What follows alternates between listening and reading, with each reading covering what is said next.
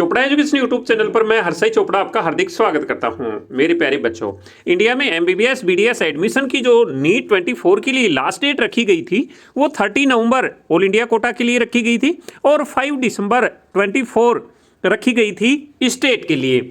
अभी वो date over होने के बाद भी सीटें वैकेंट हैं। वो सीटें वैकेंट हैं जिन पर अभी तक स्टूडेंट ने अलॉट तो करवा लिया है लेकिन एडमिशन नहीं लिया है, तो वो सीटें वैकेंट रह गई हैं। इसके चलते सुप्रीम कोर्ट में केस फाइल हुआ था और केस में ये डिसाइड हुआ कि जो वैकेंट सीटें हैं उनको फिल किया जाए। उन सीटों को फिल करने के लिए अभी ऑल इंडिया कोटा और स्टेट की जो डेट है वो डेट 30 दिसंबर 24 रखी गई है। तो इस तक स्टेट में जितनी भी सीटें खाली हैं इस डेट तक वो सीटें फिल करनी हैं और ऑल इंडिया में भी 3 सीट खाली हैं। एमबीबीएस की 3 सीट वैकेंट हैं।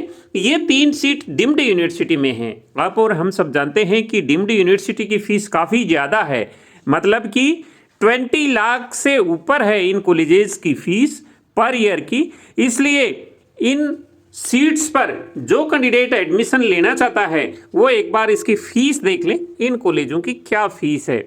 उसके बाद में आप इसके लिए चॉइस फिल कर सकते हैं। चॉइस फिल की जो डेट है वो 23 और 24 है।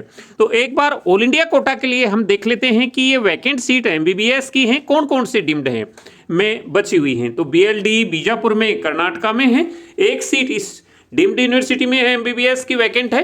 केरला अमृता कोची एक सीट एमबीबीएस की इस डिम्ड में बाकी है और तमिलनाडु में सत्य साई जो मेडिकल कॉलेज है डिम्ड यूनिवर्सिटी उसमें एमबीबीएस की एक सीट वैकेंट है।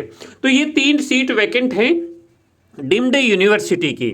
बाकी ऑल इंडिया के लिए कोई सीट वैकेंट नहीं है एमबीबीएस की, गवर्नमेंट की, बाकी किसी भी कोटे की कोई सीट नहीं है। बस ये 3 सीट डिम्ड की हैं जो काफ़ी हाई फीस की हैं। जो डिम्ड में एडमिशन लेना चाहते हैं, जिन्होंने 2 लाख रुपए डिपॉजिट कर रखे हैं पहले, वो चॉइस फिल कर सकते हैं इन कॉलेजेस के लिए। अब एक बार इसका शेड्यूल देख लेते हैं कि क्या शेड्यूल है इसका चॉइस फिलिंग का, रिजल्ट का।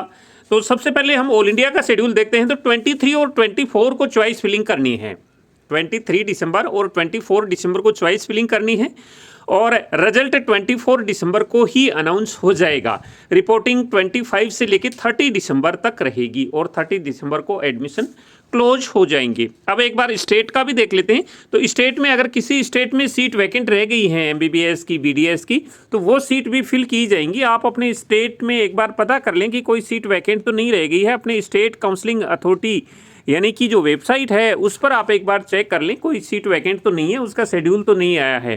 तो उसमें भी जो डेट है वो 23 से लेकर 24 तक काउंसलिंग की डेट है, चॉइस फिलिंग की डेट है और लास्ट डेट रिपोर्टिंग की 30 दिसंबर उसमें भी रखी गई है स्टेट के लिए भी। तो ये स्पेशल स्टे वैकेंसी राउंड 3 का प्रोग्राम है और ये सुप्रीम कोर्ट के डायरेक्शन के अकॉर्डिंग ये कंडक्ट करवाया जा रहा है और ये काउंसलिंग अथॉरिटी द्वारा ही ये सीटें फिल की जाएंगी। डायरेक्ट कॉलेज का इसमें कोई लेना देना नहीं है। को डायरेक्ट कॉलेज इसमें सीट फिल नहीं कर सकती, काउंसलिंग अथॉरिटी द्वारा ही ये सीटें फिल की जाएंगी। तो ऑल इंडिया कोटा के लिए एमसीसी काउंसलिंग अथॉरिटी है और 3 सीट ये डिम्ड की वैकेंट है। बाकी स्टेट के लिए आप अपने स्टेट की काउंसलिंग अथॉरिटी की वेबसाइट पर एक बार चेक कर लें कि कोई एमबीबीएस की, गवर्नमेंट या फिर प्राइवेट की या फिर बीडीएस की कोई सीट वैकेंट तो नहीं है।